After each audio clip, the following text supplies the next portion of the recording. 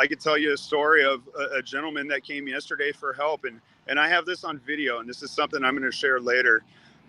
He came through the line and he said, "I need help," and I said, "Well, yeah, what do you need?" He said, "I am 80 years old, and I was doing yard work yesterday. This is going to get me. I was doing yard work yesterday, and I looked across the street, and I saw 4 kids in the woods, and I went over there, and I asked them what they were doing, and they said their mom died in the storm, and they ran away because they were scared, and they lived in the woods for several days until this gentleman, Mr. Lucas, found them, My and God. him and his wife took them in.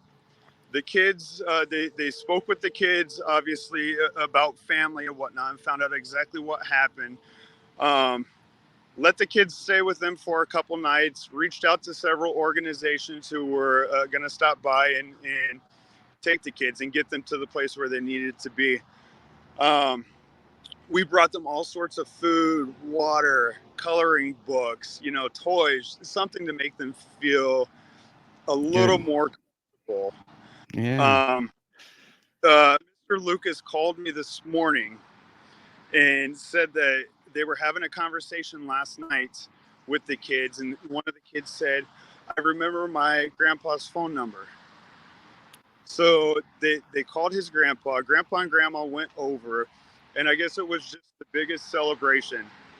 Everyone, God. kids, um, with their mom, with their home that was flooded, and in talking with them more, what had happened was, you're just keep in mind that these are not the best living conditions here before the storm. Okay, Right. I think if I recall correctly, the median income here in this area of Fort Myers is lower than what it is in Des Moines. So Wow. you see cars, these Ferraris and Maseratis underwater. That's very few and far between. So the living conditions here are not the best. This mother, a single mother of 4 children, had to go to work, left her kids home alone. These kids are ages 4 to 9. Uh, on her way home from work, she drove into floodwaters and passed away.